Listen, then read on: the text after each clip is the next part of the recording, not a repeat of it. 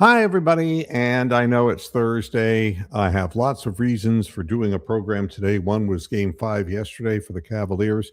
I recognize that nobody will be viewing this live. It's a decision I've made in the last literally 10 minutes. I am having some health issues regarding my back. I'm working on no sleep whatsoever. So do pardon me if I'm not my usual effervescent, bubbly self. Um, and right now, I feel like I'm going to nod off if I could.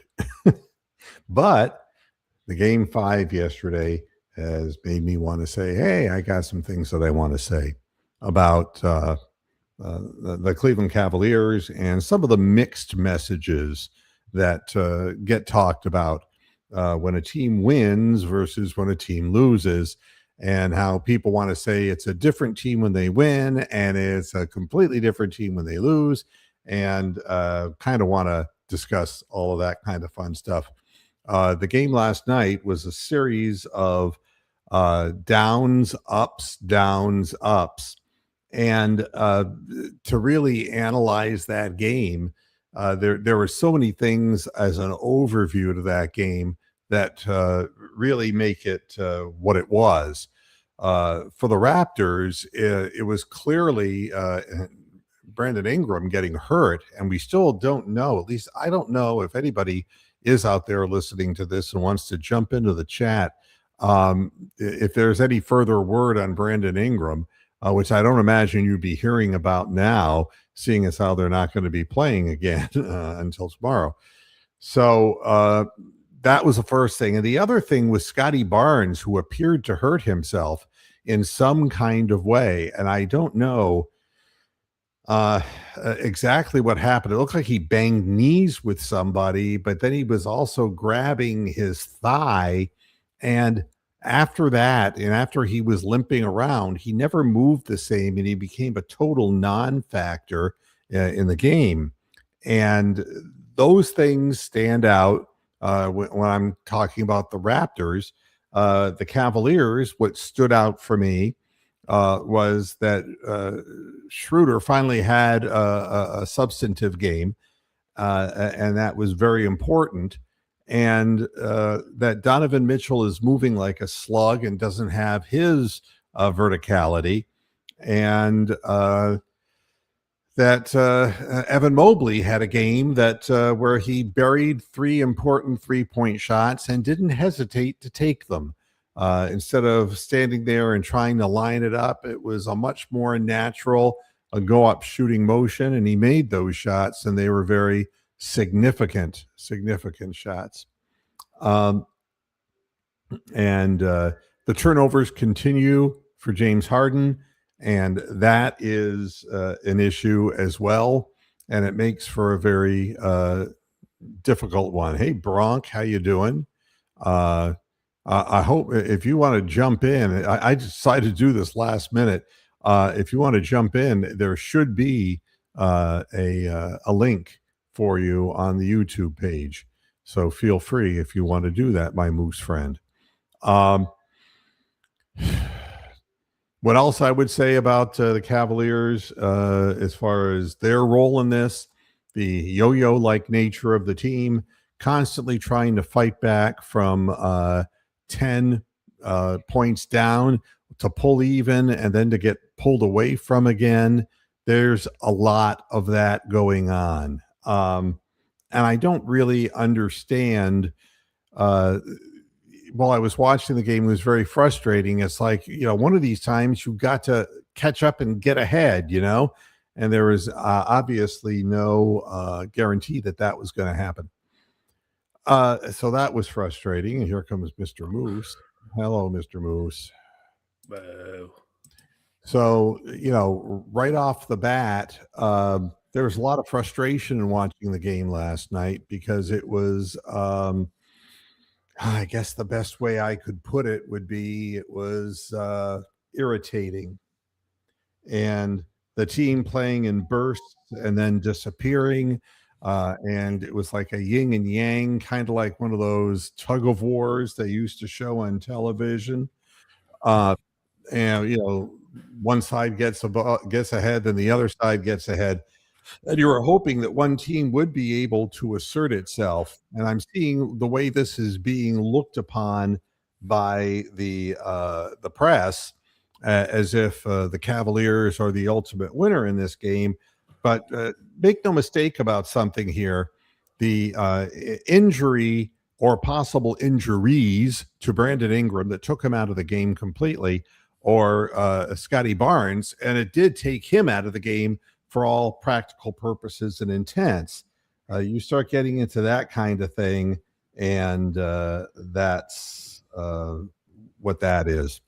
Uh, that's what helped the Cavaliers. The other thing that helped the Cavaliers in the closing minutes of the game, and this is something that I will going to be talking about, that is obviously the biggest problem in my mind is why the Cavaliers are just getting ahead in the ends of these games and then just fucking around and not going for the throat. There's no closer in them.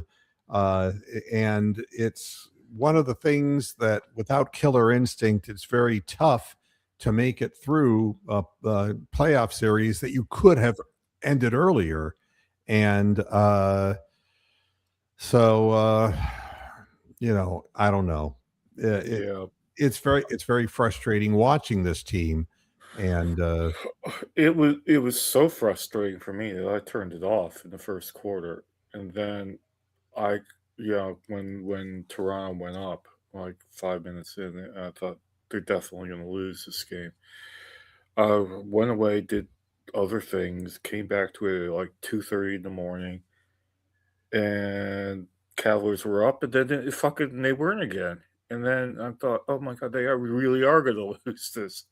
So I actually slept for a while, woke up with 5 minutes left in the game, and see that the Cavs end up winning the game, and Schroeder is hitting 3-point shots. Like, oh, what sort of bizarre world is going on here? So I do not know what happened to Ingram. So if you could explain to me how he got hurt, nor did I see Barnes get hurt because I missed those bits of the game. So, but the Cavaliers, the bits that I saw, the like 5 minute clumps of three different quarters, they look old and slow and like they're going to get mullered by some team that actually has some speed and some verve about them. I can't see them. I mean, if they played Oklahoma City would win 6 out of 7 games against them. I can't see them really doing anything in the next round against Orlando or whoever it is they end up playing. yeah, I can't tell you what happened to Brandon Ingram because I didn't see it happen. I don't, but he walked off and never came back, Oh, and he walked I off, don't, huh? and they're not talking because they don't want to show their hand. If there is anything serious about this that he can't come back from, that's going to They're be fucked. well, They're fucked. well, we Yeah. thought that before, but they've been without players and beating the shit out of us. So I Yeah, well, mean, they can't like not. Well, is quickly dead too? It's like they don't even talk about him anymore.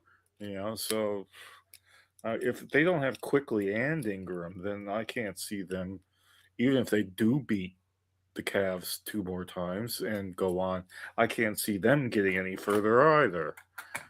You know, yeah, this is a I dead mean, series as far as the NBA is concerned. Uh, So I'm having a little bit of audio issues over here. It has nothing to are do you? with you. It has to do. It appears to my Uh, setup, and I don't understand what's uh, going on with this. Fine here. I did notice that the two versions, the mobile version and the landscape version I can see on my PC, only one of them had the link on it, and that was the landscape version. So the other one didn't. So when I Yeah, and that the makes other one, sense. That makes sense. it switched to the other one. So sometimes when I say I don't have the link, it's probably because I'm looking at the version that doesn't have the link on it, and the one that does, I haven't called it up or was notified. So whatever. Yeah, as far as with the game on the line. I'll give you Kenny Atkinson's take after the game. Oh We're God. we're trying to get over the hump. We're trying to get to the next level. That's a real mental challenge to me. Game 5, 2-2. These are high pressure moments. You're down. You could feel the crowd getting nervous. I think we took a step tonight. You mean traveling? What does that Here, even mean? Doesn't he not know whether his team's progressing or not? I mean, how well, can you not know that and be the coach? I just want to say, and Jim, thanks a lot. I appreciate the help. The problem is in my headset, not in what you're hearing. So I In was your getting head, one my channel, head, one channel. stop This it. channel was like not coming through. Maybe So you don't have it all the I'm way pushed in. You gotta push it in all the way. yeah, there you go. But here's what I have to say about Kenny Atkinson, and none of it's particularly good. Uh, I don't know at this point of the year what you're talking about. These are high pressure moments. You're down. You could feel the crowd getting nervous. Well, there's a reason because they've seen this dance before. Yeah. I mean, the underachievement is part of the landscape during your coaching career in the playoffs, Kenny. But there's a lot more about Kenny Atkinson that's bothering me. I'm convinced that he needs to be replaced next year. I just don't think that he is getting through to the team. And there's a number of stories that would indicate that that's the case. For example, in the fourth quarter of the game, he goes to Donovan Mitchell and says, "We're going to get you back in the game." And Donovan Mitchell says, "No, just leave Schroeder out there. This is the lineup that's getting it Yeah, done." they actually were good there for a second. Yeah, without Mitchell. Yeah. So again, I'm like, so your player's telling you he doesn't want to come in the game, and after the game, there was a little locker room piece where he was basically saying how Schroeder had a good game, but the way he phrased it was really bizarre. He says, "We sat you." Then he immediately says, "I sat you." And then you had the ability to come back and play a game like this. It's like, we sat you. So that was a group decision. And the truth comes out in the weirdest ways. Who's telling Kenny to do what? All right. We told you. Then he immediately says, "No, I told you." Wow. And, I sat you. And, what's he going to do next? I sat Jalen Tyson, and Jalen Tyson actually played a good game, but I have sat CPJ. I have sat Thomas Bryant. I sat Keon Ellis. Wow. I mean, And I could have hallucinated this, but wasn't there some time out in the fourth quarter where the team was all huddled around and it was all the assistant coaches doing all the work, trying to like map out a play or just talk to the team. And if it was an Atkinson inbounds was play, none of them know Atkinson was how. Atkinson was nowhere to be seen in the shot. And it looks like everybody was listening to the one guy with the funny like Elvis quiff or whatever on his head, and the other coach. They get interviewed by Serena all the time, and I can't remember their freaking names. But anyway, Yeah, and Jim, yesterday's show was, the other day was, if they can't get through the first against the Raptors, you got to blow them up. But my feeling, as I watch more of this, you can do what you want with the players. The coach just is in way over his yeah, head. He doesn't.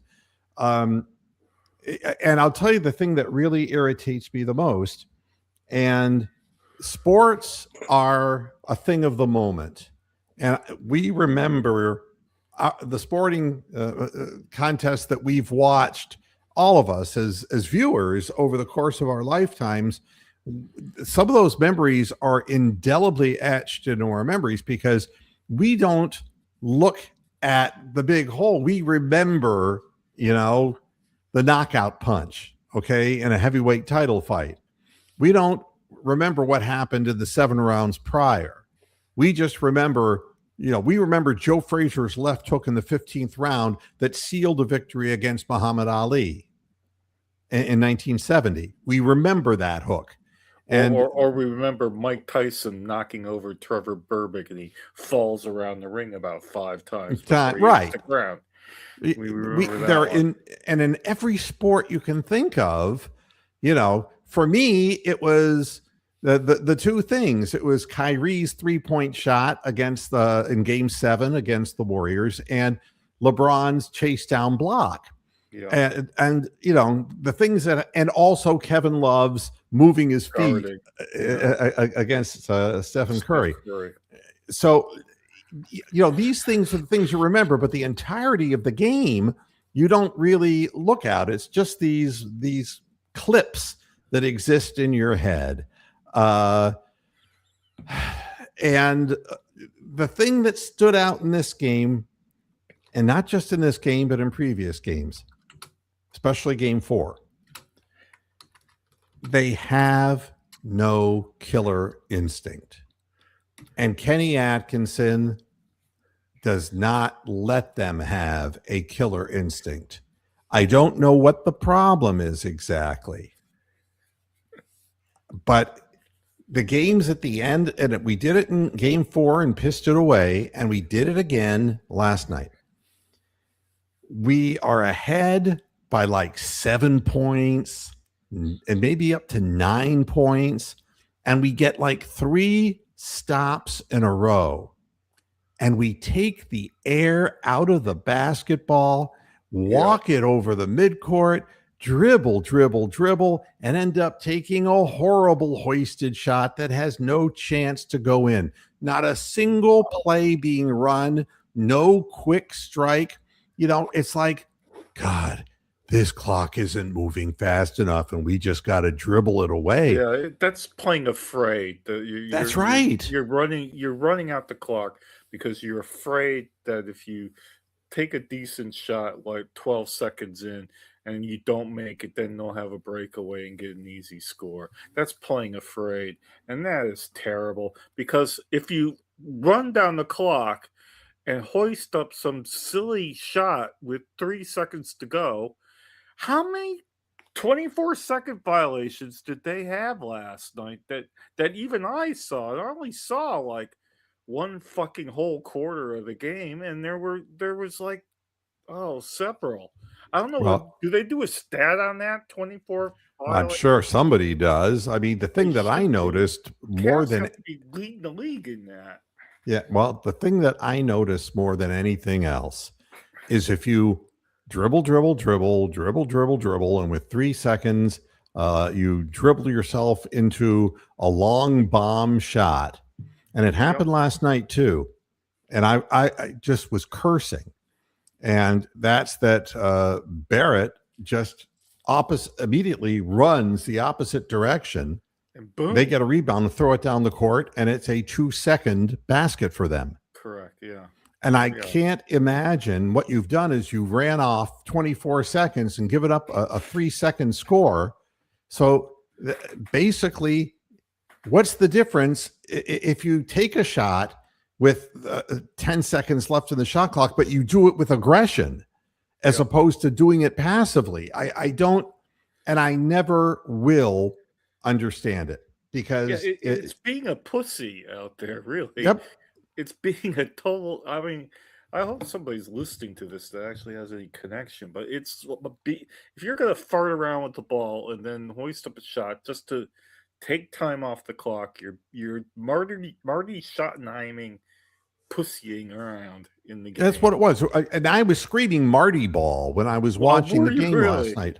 Yeah. Because you're just hoping your defense is going to come through. Yeah, there's no gleam in this team, man. There is no fucking gleam there. They're well, old.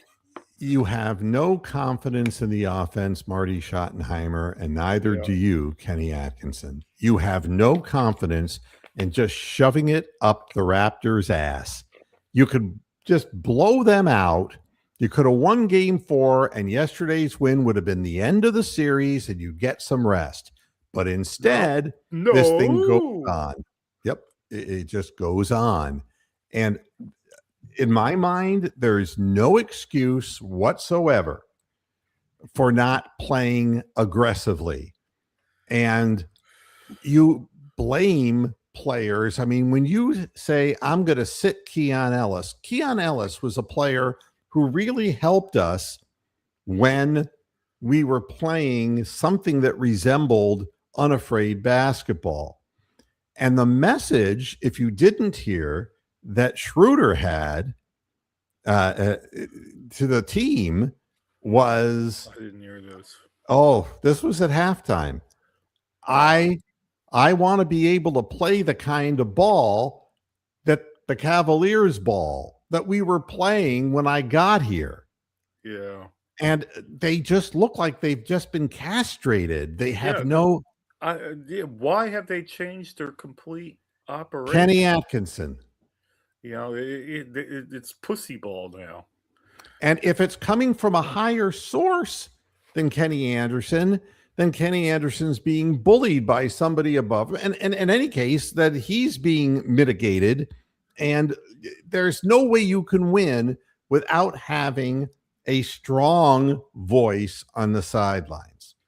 Yeah, And I don't when know what's going on. when Dennis Schroeder can point out, we're not even playing like we played before. I don't know what we're doing out here, but I want to go back to playing a type of game where we pass the ball and give other people opportunities, and we open the floor up. And what Schroeder did, interestingly enough, to open up a couple of 3-point shots, which we know is not his strength, was he just played downhill. Exactly. He went He right went to the straight basket. to the hoop. Yep. And he was like the only fucker doing it too. How Yeah. difficult is it, really, when you stop and think about it? How difficult is it for a team to start dribbling the ball and not get into a play set? How, why can't they understand that it makes it so much easier for the defense to lock in? And what Schroeder did is it took them aback. It took them by surprise. He just got the ball and he charged to the basket and laid it in a couple of times. He did. And they didn't have a chance to get their defensive feet set. They didn't have a chance to trap anybody. Nor had they scouted for that either, because Schroeder hasn't been able to do that before. So it took Toronto by surprise totally. And the reason that Kenny's not doing it is he's afraid that every team in the league he's scarred permanently by the Indiana Pacers. And he's afraid that every team's faster than his, which probably is the case. It's true. But the bottom line is, if you skip the ball around, pass the ball around real quickly, you're going to beat people who try to come out and double. Yeah. And what they're doing is they're just coming out in the top of the key whenever Donovan Mitchell handles the ball or James Harden, and they double them up. And they're trapping them. And they pick up their dribble, or they try to dribble east-west. The clock goes down. And it's they get further away from the basket, and they get a lousy shot, or they get a turnover. That's right. And the whole thing gets clogged up. It's basic physics. When you throw the ball is being thrown at a much greater speed than a human can run. So you could get the ball down quicker by throwing it than by bringing it up the court and dribbling yourself. I mean, and the Toronto Raptors are willing to take a chance that those long shots are not going to be anywhere near the basket. They're going to get the rebound and immediately throw the long outlet pass. That's what they're counting on. And every game that we play them at the end of quarters, they will just catch up and go ahead, and they will have these runs of 12, 13 points. And the Cavaliers will oblige by playing that kind of basketball. It's like, all we want to do is get into the fourth quarter with the lead. And, it's bullshit. You got to have more cushion than 7-8 points in today's NBA. You just have to, because teams are Yeah. going to get hot and cold. The Well, whole well, game. the other thing was that Toronto was absolutely diabolical. Like towards the end of the game, they couldn't shoot anything, Well, and that helped. You there's know, a great evening up of percentages. And earlier in the game, anything they threw up was going in. They were shooting exactly. 63% from the floor. They were Yep. nailing 3-point shots. And what really cost the, besides, and I don't make excuses about injuries, injuries are real things. And Brandon Ingram's Yep. loss hurt them, even though he hasn't played well in the series. But I think the Scotty Barnes thing, because he was playing very, very ambitiously and very aggressively, and he was a no-show. He was Wow. invisible in that last quarter of the game, and he didn't take hardly a shot at all, but nothing like he had done in the earlier games where he would just Take over the charge game. right into the Yeah. paint and he was going to force the ball over people. There is none of that. But what cost them the game in the end, there were 3 wide open 3-point shots that Shed missed. Oh yeah. And he had been making 3-point shots, and they were wide open, clear looks at the basket. He missed all 3 of them. If 2 of those 3 went in, the outcome of the game could have been Totally really different. And the reason was we kept keeping them artificially close at 7 to 8 points down. Yeah. And you can't win that way. A 7-point lead means dick. That's 2 3-point shots, and they're within 1. I mean, Yeah, it's I mean the Pacers proved that last year, man. They beat our ass and they were down like God knows what in the last 30 seconds, and Halliburton chucks one in right at the end. The Pacers proved all that. That means well, nothing. I mean, and the game is just played a lot faster now than it used to be played. And slowing the game down, if you have a great play with a back cut, and we did see a really nicely run play with where Dean Wade was the back cutter and got a dunk off of pass. There has been nearly enough structure in the Cavaliers' plays, and they're overplaying everything. And the idea of getting them behind is to get them further behind, because then they'll start gambling more. And a Yeah. team that doesn't, you can say what you want about the Toronto Raptors, and I don't criticize them. They're like a lot of teams in the NBA. They have the ability to play defense, but they're not overtly quick. They're not fast like the Atlanta Hawks are, or like the Oklahoma City Thunder are. They're not like that. And they need to get a certain amount of steals. And, in the first half, they had 17 points off of Cavalier turnovers. I mean, that's Yeah, that freebie was city, man. At the rate they were going, that's 34 fucking points. yeah, I turned it off at that point. Yeah, but Yeah. again, statistically, that's how they were staying close and staying slightly Yeah. ahead. They weren't blowing us out when they had 17 points off of all the turnovers we made. Yeah. Because they themselves are not the best offensive team in the playoffs. They're not No. that good a shooting team. And it's hot and cold. And you saw in the game 4 that everything they threw up for a period of time went in. Oh yeah. And you saw that Barrett was Battle. throwing them in from the ocean. You saw Yeah. Battle throwing them in from the ocean, and Shed doing the same. But it's a great even up thing. I just don't understand why Kenny Atkinson will not allow the players, when they have that 7-8 point lead, to double that lead by attacking. There's just no attack in this team. They're like playing like they're just taking the air out of the ball, and it is really depressing to watch. Well, It really I don't know is. whether you got the stats up. I don't have the stats up, but it seems like in these 5 games, there's been a conscious decision to make sure that Mitchell and Harden all play 37, 38, I don't know, 39 minutes. And before, they were only playing like 30, 31 during the regular season. Now, I don't know what the point of that is, because they're going to play better when they're fresher because they're older, and getting them to that 30 to 37 minute that you get out of Harden and Mitchell is not as good as what you're going to get out of a fresh Schroeder or out of a fresh Struess or out of a fresh Merrill or out of a fresh, Dean Wade or whoever you want to mention, CPJ. And they're playing those guys too much. And that must be why Mitchell went up and said, well, don't put me in because the team's actually gelling right now. I think there was some decision made that, play the superstars regardless, for, close to 40 minutes. And that's how we're going to die on our sword. Well, it's not how we played all year.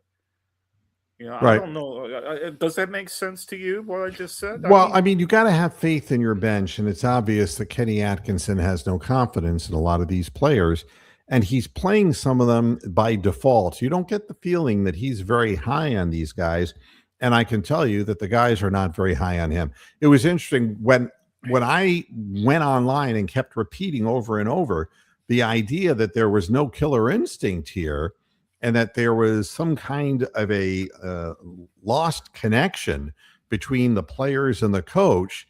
Channing Frye came online on X and basically backed me up.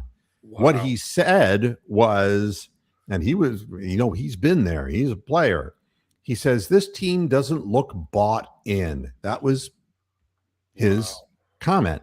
And that's exactly what I see. And even though he knows 80,000 times more than I would have ever know about basketball, uh, my experience in business is that you can walk into a room in a And you see company. who's there and who's paying attention and who's nodding off. That's It's right. easy.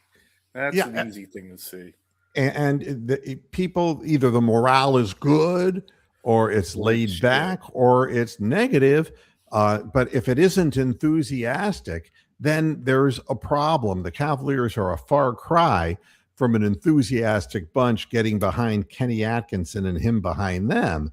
Uh, and you look at the way the game went, the Cavaliers fell behind. They had a 28-12 spurt and they went ahead. Then the Raptors opened the second quarter on a 12-6.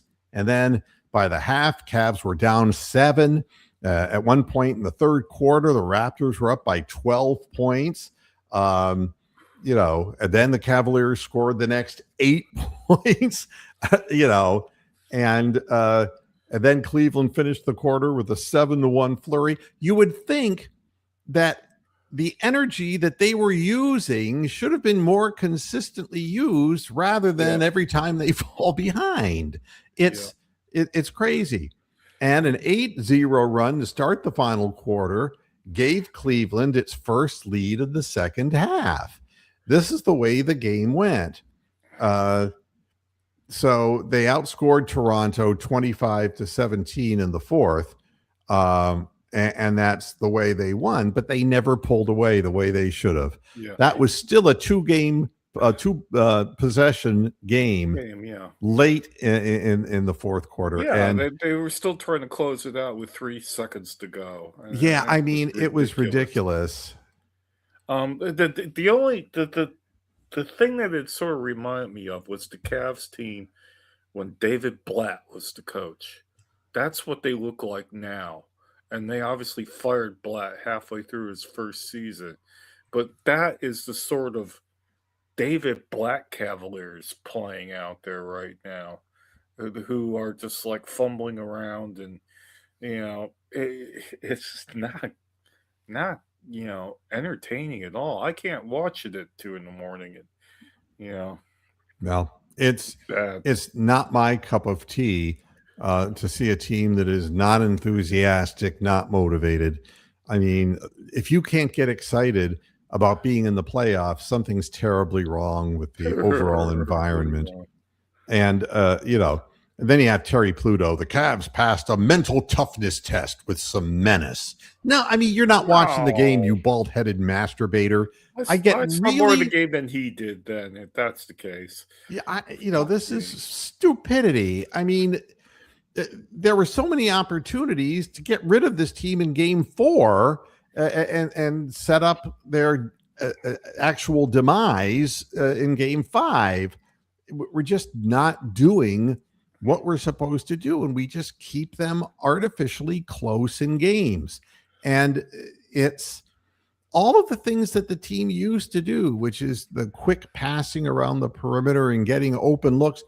I'm sitting there watching, Donovan, and I'm watching Harden, and I'm watching Struess, God help him, trying to handle the ball, and Merrill, uh, you know, but Struess and Merrill are running around and getting open on the side, and they're going like this. They're holding their hands out like time I'm for the ready. I'm pass. ready. Throw me the ball. Throw me the ball.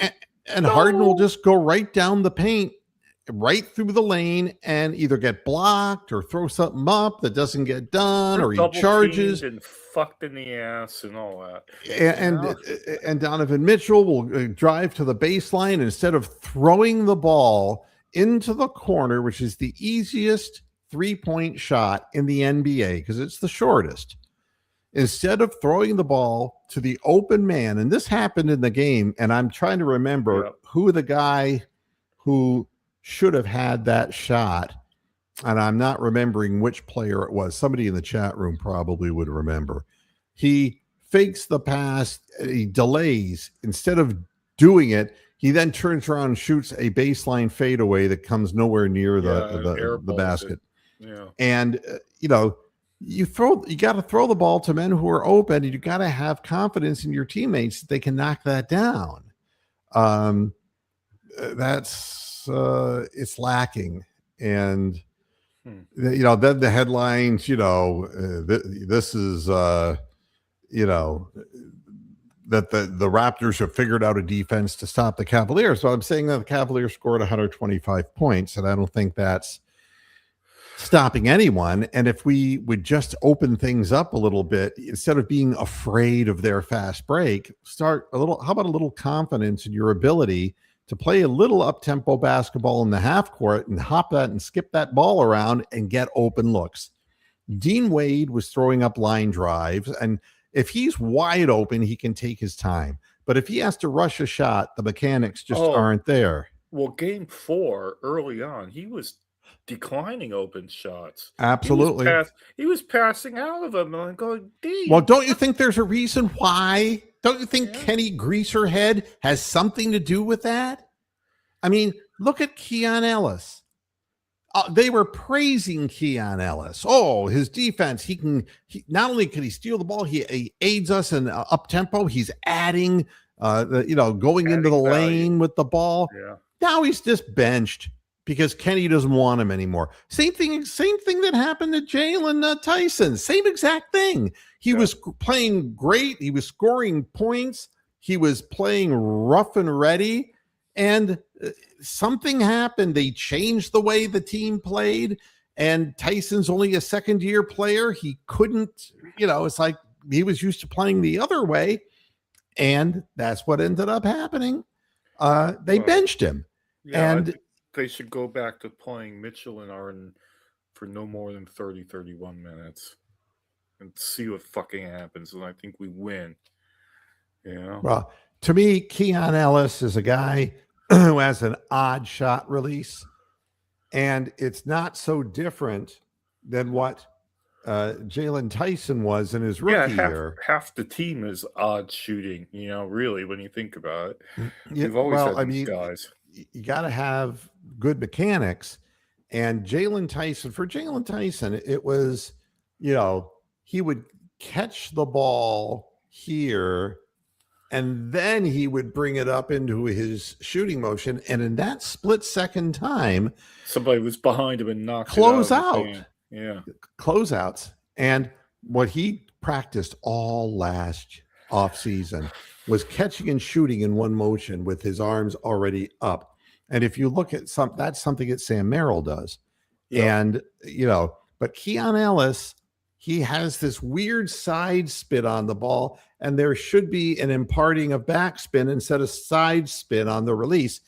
And he can get hot, but you know what he's like? He's like Karis LeVert, who also had a strange shooting motion and never was a successful shooter.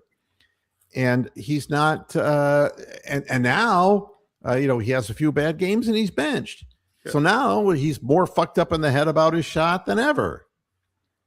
It's I and then don't the know other what's thing going that on. just absolutely bothers me, and I understand Schroeder had one good game, Yeah, but he's had so many bad games prior to this. And the fact that we have permanently, not temporarily, but permanently benched CPJ so that he'll never see the floor again. He's in the same position that Tomlin is in. yeah, He and Naquan sitting at the end of the bench, and it's like they ain't no fucking way. You leave your warm up on. You ain't coming in. yeah. They're not even cheerleading. They're sitting. They have Proctor and Tomlin and CPJ. They're just sitting there like And going, CPJ's a guy who could give you rebounding "Yep, and ball hawking, steals, and tempo when you need it off your bench. And the funny part of it is they're all praising Schroeder because he had this one good game. And yep, I remember CPJ earlier in the season and last season having many games where he was doing the exact same things. Not a great yep." 3-point shooter, but he can get points in the paint. He plays ball hawking defense, and he can leap, he can rebound, and he can assist. Well, that's the other thing about these bench guys. They play more defense than Harden and Mitchell. They fucking absolutely play more defense. And sometimes that's what we fucking need is defense out there. Closeouts on threes and stopping people from driving into the lane and just But playing stealing the defense ball. doesn't mean you have to have Thomas Bryant in the game at the same time as Schroeder in the game. You Yeah. can't take your offense off the fucking floor. And that's what they're doing. And they're just trying to dribble the clock out. They're just, you know. Oh, So, what I will tell you that lurks in the back of my mind because I'm expressing to you all the things that are wrong with the Cavaliers, everything that's wrong with the coaching, everything that's wrong with the strategy that's being employed and the mentality of that behind that strategy. But I'm going to tell you a big problem for the Toronto Raptors because I don't want people to think that I believe that the Raptors are going to win or they're not going to win. It's just, again, my vision and eyesight is maybe watching these things differently than the average sport fan. When the game is on, I'm just posting all over Twitter and I'm just pissed off. And I'm saying, God damn it, get his fucking ass out of the game, and I'm like that. But my eyes are watching everything that's happening, and I kind of put it together after the end of the game to say, where was this won and where was it lost? And I, I'm going to go in, and I'm not going to get statistic heavy because there's no reason to do that. Uh, but I'm going to do that right now. I'm going to check out some of the stats. Um, Yeah, Brandon Ingram only played 11 minutes, but Barrett played 38. Barnes played 39. Um, Jacoby Walter played 20. They got 14. Oh, excuse me. I'm reading the wrong. No. 38 and 39 for Barnes, 21 for Pirtle, and 35 minutes for Jacoby Walter. And CMB Boyles played 26 minutes, and Shed played 34 minutes. Right. But there are a bunch of guys who will never play coming off their bench. And the guy I thought, Sandro Mama Mamu Tuaba, Kalashvili. Oh, God. the Uh, best player from Georgia ever. yeah. And, he was only 3 of 9 from the field, but he's an energy player and he can make 3-point shots. He's a 39% 3-point shooter. So he got 15 minutes and scored 10 points. All right. But if you take a look at the people who were the big negatives, Jacoby Walter was a -7. He got off to a great start hitting every three he put up, but then he went cold after that. But Jamison Battle was a -13. CMB, for all the Wow. praise that he's getting, was a -7. But what I'm noticing more than anything is you take a look at what's happening with the Cavaliers. Jared Allen played 25 minutes, Evan Mobley 33. James Harden played 40 minutes, and that's Exactly. That's too he- much. Too much for him. Donovan only played 31 minutes. Max Strus played 27. Wade played 21. Schroeder played 21. Merrill played 23. And Tyson only played 13. But Darko, the coach of the Raptors, has really taken on a JB Bickerstaff mode. Mentality. He's not a good coach. He's like Zach Taylor. He's not a good coach, this Darko dude. No, but he is a guy who's a little fire plug of a guy who's yelling at his players, you got to do this, you got to do that. And the big message in game 4, before game 4 was, you got to play with 100% intensity 100% of the time, or else you're not going to win. And, that's like saying to a distance runner, you got to get out of the blocks fast. And you got to, and if you're running a 1,500 meters, there's no pace, man. You go from the beginning. And of course, you're going to fade at the end. It's inevitable. Your body can only handle so much. Now we see Brandon Ingram hurt, and we see Scotty Barnes limping around, and the rest of the team looked like they were tired to me. They looked like they couldn't finish the game well, even though the Cavaliers kept giving them chances time after time at the end of last night's game to get back into it. There was no lift in their legs. Their shots were not accurate. They were missing everything in sight. And then earlier in the game, when it really mattered, when they were up by 12 points, they let Schroeder blow by them countless times. Yeah. You can, you got to have some faith in the team that you have. And if you're playing Barrett 38 minutes and Barnes 39 minutes, and now Barnes is limping and Ingram is out, you're looking at a situation where you got to win 2 games in succession. Yeah. And if these guys are beat up, tired, wounded, they're not going to be able to play that trapping defense the way that they were. And that's not a sustainable methodology is what I'm trying to say. Yeah, I think Mitchell had his least amount of minutes last night. The other 4 games, he was right up there with Harden in minutes. I'm almost certain of that. So I could go back and prove that, but so you're going to ask me who's going to win the Friday game? I have no fucking idea. Well, I mean, we haven't been able to beat them on their floor. They have been able to beat us on ours, and the only thing that's going to make a difference in our ability to beat them in Toronto is if what my eyes were seeing in the second half of yesterday's game, whether they are wearing down. And I really suspect that they'll get off to a fast start, but they're not, if I'm yelling at the Cavaliers that they're just not holding on to leads, well, the same thing is true of the Raptors. And, one good Cavalanche, which is it's been so long since we've seen one of those, though. I understand. But for a team that is fatigued, if there is a Cavalanche that happens in the second quarter or the third quarter of a basketball game that puts them down 18 points, then they're going to get some of it back, but it's not going to be likely that they're going to have their own Cavalanche in response unless the team just starts taking the air out of the ball. My belief is it becomes easier to pass the ball. It becomes more natural to share the ball when you've got that cushion under you, and then that puts wings on you. You can fly easier, and the shots start dropping. Well, I mean, if one of our guys like Merrill or Wade or Strus get hot straight away, then that's how that happens. And then they keep feeding them the ball, and then they keep hitting shots. We've all seen games where they've all hit 5, 6, 7 threes. If we can manage to get that back again, that would be fantastic. Well, but the way I saw Scotty Barnes playing in the second half of the game, they don't have a chance.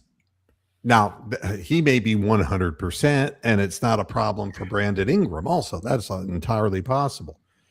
But if those two players are either, God forbid, out or they're limited in They're what they can fucked. do, Barnes is the most important player on that roster, and he's the guy who can score from mid range and underneath the basket and muscle and have some strength.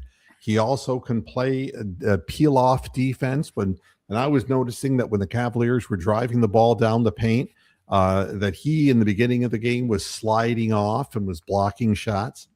Um, you know, you know something, Jeffrey, and I understand what you're saying, but it's all wrong because Luke Kennard can't get his own.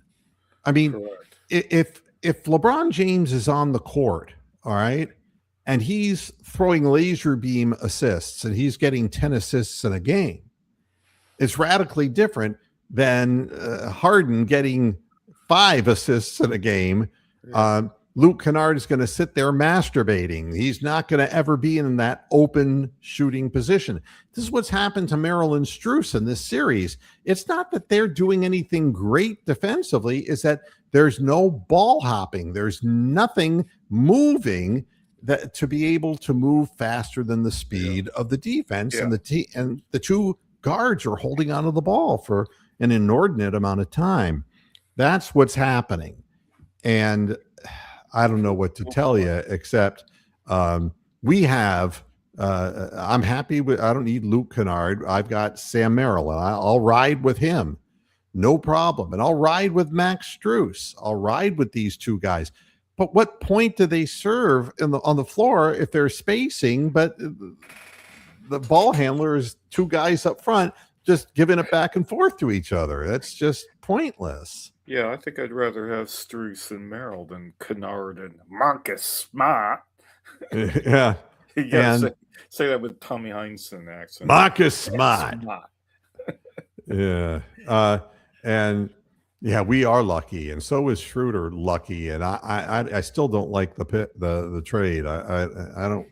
You know, I'm glad he had a good game. Don't get me wrong, but I mean, he has been as lazy as anybody, and Well, I what was don't. that thing where they almost had a fight at the fourth quarter It really where wasn't that. What yeah, happened? Thingy was trying to get the ball and then the other guy wouldn't let him have the ball. Right. Donovan was wanted to take the ball, and the guy tried to rip it from his arms, and then the whole Cavaliers bench Comes wandering came over. And dude. Toronto fans were under the impression that that would have resulted in suspensions for the next game, which was an old NBA rule, but Yeah. it was gotten rid of. That's no longer a rule. Happened this century. Yeah, I don't Yeah, think. I mean that was it's been a few years gone on that, and no blood, no foul in a situation like that. Trying to keep cooler heads to prevail. Well, all of these series are 3 games to 2, which means that they're all shit teams as far as I'm concerned. They're all Nobody's really been able to ramp it up when they need to. yeah. That would be the nice way of putting it. I want to get on to a couple of other things before I get the hell out of here. And so that When you are know, Bronk, leaving? You're leaving on a jet plane, aren't you? yeah, I'm leaving out of here early Monday morning. And there is going to be no Friday tomorrow Moohead Radio show. I'm working on zero sleep last night. My back has just gone into complete spasm. And I don't know what is bringing all of this on. It's bad news, though. I wouldn't wish it on anybody. So I just wanted to sit down and do this and rest through the weekend because I gotta pack for one thing, and I also gotta relax before I have to. I'm not going to be getting any sleep Sunday night when I know I have to get to the airport at 4:30 in the morning.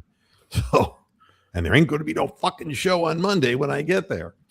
So, yeah, this is becoming a way of life. The Guardians, if you missed it, they've optioned Valera, the outfielder, back to AAA. Nobody's been named yet as far as who is going to be called up. So that's happening there. I wanted to just point out a few headlines.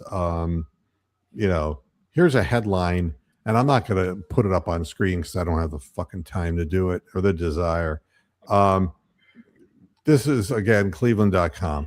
Why the Browns must name a quarterback one soon before their Oh, rebuilt offense falls apart. Now, who's saying this shit? this is the fire in a theater methodology, and I know what this is. I recognize it for what it is. The way the discourse of all things that we talk about now is based on what we see on social media and on television from politicians, and this rudeness, this vulgarity, this accusational tone, this panic mode lying kind of shit, this is spreading to every single part of the journalistic culture. And it's, you know, you take, I mean, who in the hell takes an interview on 60 Minutes after there was an attempted assassination out of his life, just to tell a reporter, you're a lousy person, you're a rotten person? I mean, it's like, can't we just get over this shit? And then the other side says, oh, he's senile. Oh, he's senile. And it's like, it's like, stop. Well, what about Biden? He was senile. And it's like, they're all 80-year-old men. What do you expect? You elected them. Now shut the fuck up. I mean, this is not intelligent discourse. And talking about the Cleveland Browns offense falling apart when they're just starting to implement Yeah, it. that's just clickbait. That's just bullshit. Why would you need to name your quarterback one now before there's any pads on in contact? Yeah, I think Jeffrey makes a good point there with his comment. So, yeah. Yeah, exactly. I mean, nobody would, you know. I, it's It, just ridiculous. I got. I'm going to change the subject very quickly. I was really disappointed. I was watching the Guardians in Tampa Bay, and I was watching the Tampa Bay thing, and Dwayne Stat was on holiday. They had their radio guy, Alan Freed or whatever his well, name I don't is. even know. Is he still is Dwayne Stats still doing the He's broadcast? around, but he wasn't doing the games. But did you see that home run? I forget which guy on the Guardians hit the home run, but this big lumbering like 35-year-old bearded guy took the baseball from Oh, the little away from a girl. kid, yeah. And then the Tampa Bay sideline reporter, like their version of Andre Knott, actually went up into the stands, talked to the bloke, and the bloke, felt bad, and they got the ball to the little girl and the boy and the family, and it was a happy ending. But apparently, this guy has just gotten absolutely shit on by social media, far in excess of what he did. He obviously, in the heat of the moment, took the ball. It was a home run ball, and he took the ball from a kid. So I don't know, but this guy who did wrong and has apologized is now getting hung out to dry on social media. It's just amazing. Yeah, the whole thing doesn't make any damn bit of sense to me. Why sensationalistic headlines now suddenly?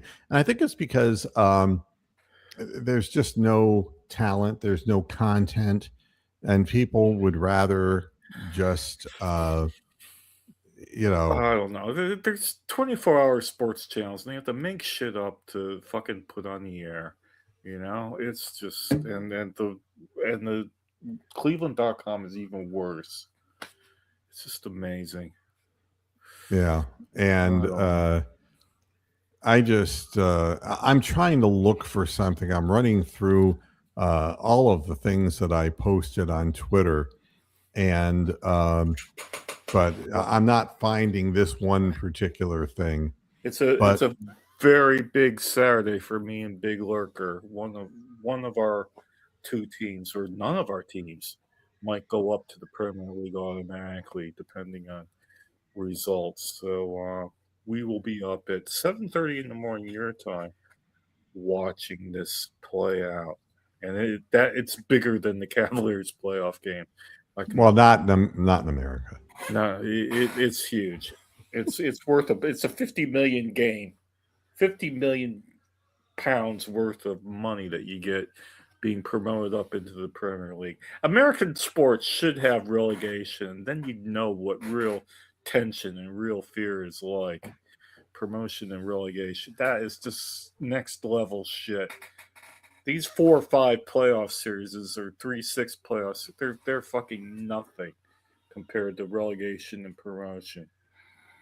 Yeah. So what I wanted to say was another thing that more ridiculous headlines by Mary Kay Cabbagehead, and this time other people there on the site on Cleveland.com are now referring to her as the legendary Mary Kay Cabot.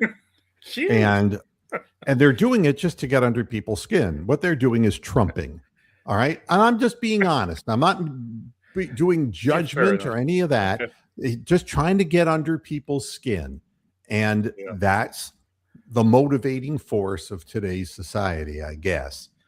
But she responded to what the guy said when he called her legendary.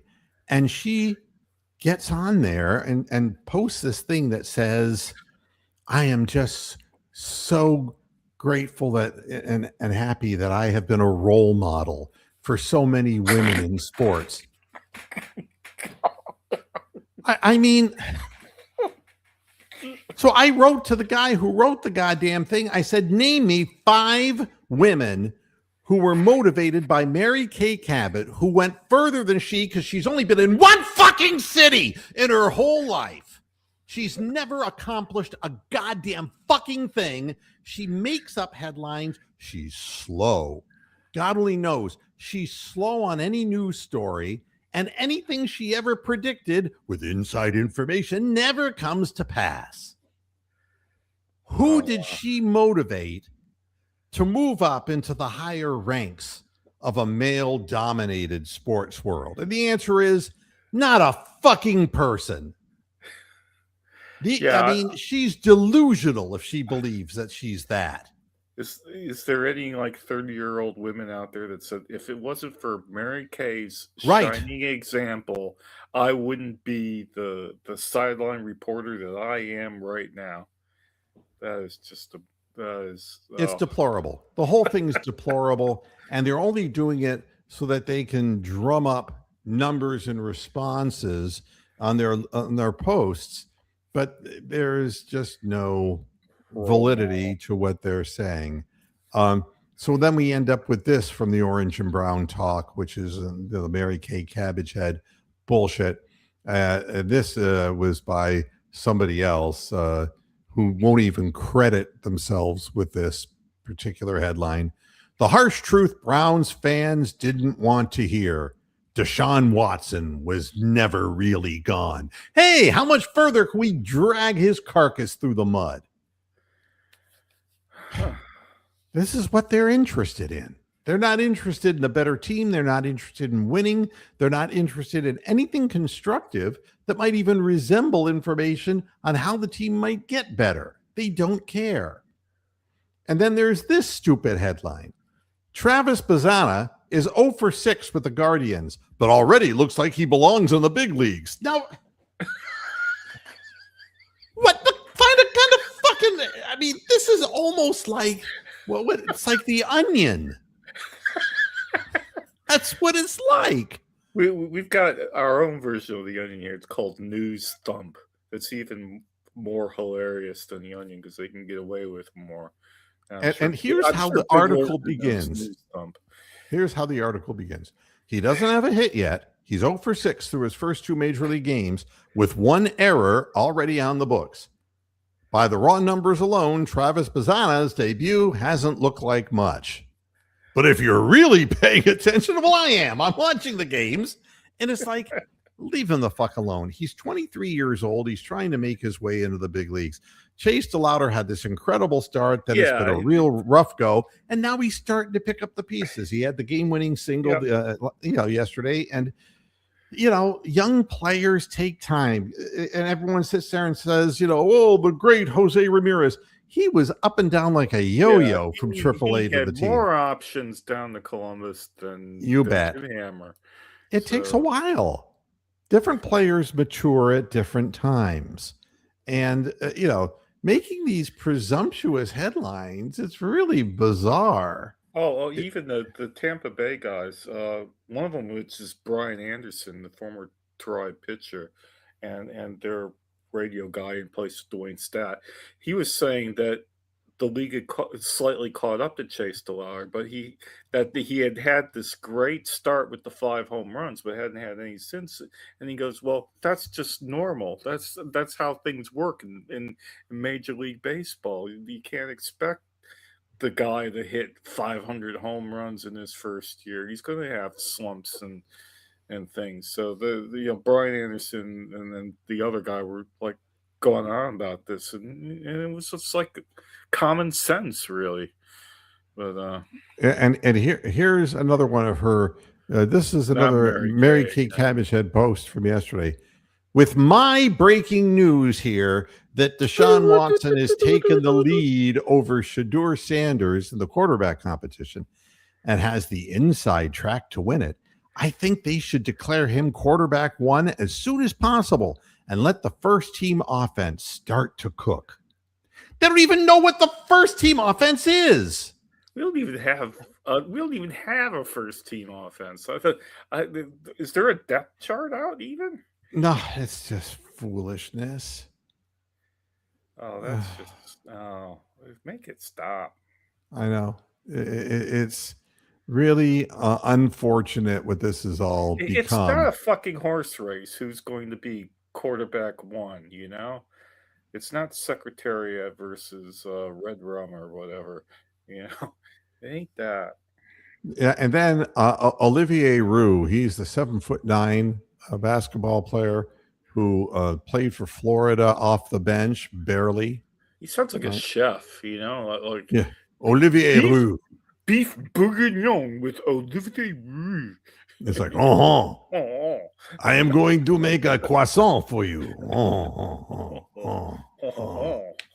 So, a crib Suzette. Thank heaven for little girls. 4 little girls get bigger every day. Jeffrey Epstein. That's not a creepy song whatsoever. I know, right. Maurice Chevalier. How old are you? 11? No, thank you. But Olivier Roux didn't hardly at all. He was garbage time player at Florida because 2 years ago they won the national title. Yeah. Well, he now is in the portal. He went into the portal, and he is committed to play for UC Irvine. UC Irvine. Isn't that where the Tonight Show comes from? He'll be the biggest thing on campus. So, I mean, what he said is next stop, Irvine, California. And after that, overseas. Well, whatever happened to Taco Fall? Is he still around somewhere? Taco Fall, I don't know. A lot of these guys who were, he's disappeared. They have some kind of abnormality. But, so be on the lookout. If you see that UC Irvine has suddenly not gone anywhere, you'll know why. If you've watched a little bit of Olivier Roux play, he's a Canadian guy, and his feet are bolted to the ground, basically. I mean, I'm trying to remember the guy who was the last guy who was the 7'7" kind of guy who couldn't do much of anything in college, but he was a conversation piece. That's what Olivier Roux was. And so he's going to play at UC Irvine. I hope he gets a good, solid engineering degree. That would be the best thing for him, really. best thing for all of us. We need people with engineering degrees With the out there. brain drain in this country, you got that right. Yeah. God. All right, everybody. I'm done here and I'm happy I made it through. Thank you so You much got to for watching. close off your Florida sabbatical with a voice, like Jerry Springer or Andy Rooney or Bruce Drennan or somebody. You got or John Madden. You got or Peter Alice even. You got to close off your Florida era. Why is it that every Why is time this time of the year, hi, Andy Rooney here. Why is it that every single year and come May time, I seem to have to go to Ohio? It's like a call of the wild. Like, I've got to go to the bathroom and I've got to go to Ohio. Yeah. But here's the bottom line. I don't know the answer, and I don't know why I'm talking about this. Why? And that's the problem with society today. We all talk about things that we don't know anything about. And don't do anything about them either. The other week, they invited me to an elementary school. And I thought to myself, here's an opportunity to talk about sex. So I stood up in front of a third grade class and I realized I don't know what I'm talking about. It's been decades since I got laid. Why is it that an old guy would think that he could talk to 10-year-old, 11-year-old children about this? And why would he think it was appropriate? I don't have answers. All I know is I'm like the buzzards in Hinckley. I just go back to Ohio. And that's the reason, is because there's something genetic in me. There is. You got the homing device. It's been a long time since I did Andy Rooney. God, that might be a horrible thing. No, it's been a long time since I did him. He spread his ass cheeks for me. Been a long time since you've done Bruce Drennan as well. Let me tell you about what that was like in West Virginia.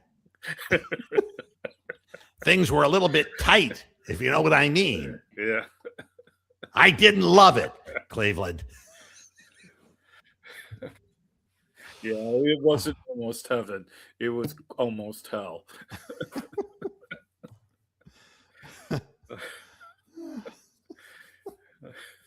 Oh, wow. I'm just thinking of, if I heard that song, no, it would have to be Bruce Drennan. If I actually heard that song one more time, Jailhouse Rock, I don't want to hear about that. I don't want to hear about people being rock hard in jail. I don't want to hear about that. You have no idea what it's like when a big guy named Clyde who can't read is behind you all the time. And all because I gambled a little bit. And now it's legal. Now it's legal. Yeah, it's. If I had been doing what I did back then, now they would be praising me. Yeah. Anyway.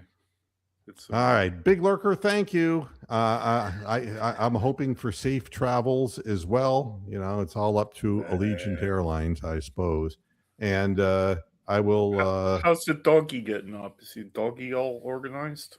Yep, doggy is going to be transported. He's going to be taking off Saturday or Sunday, depending on when they pick him up.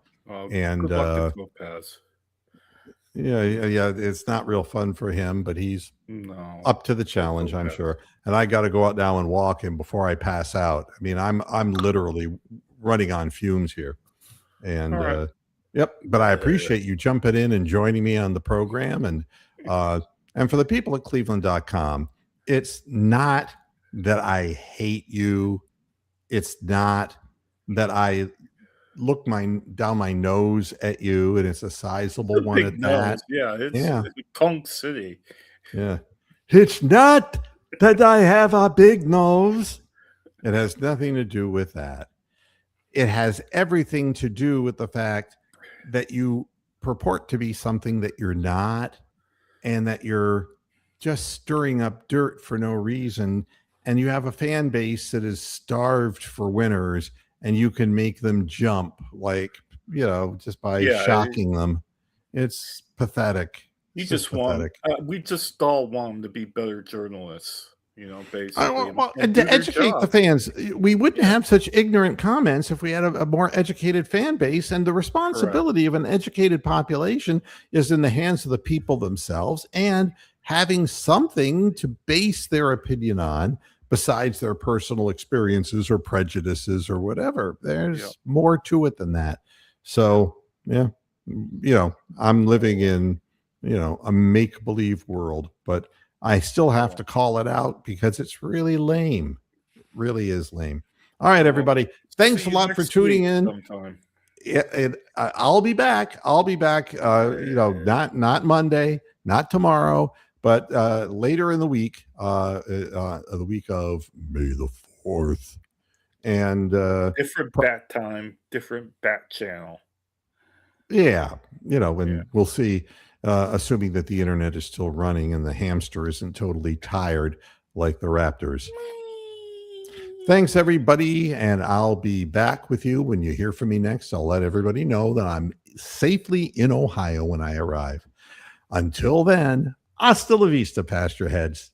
Have a good weekend. Bye bye.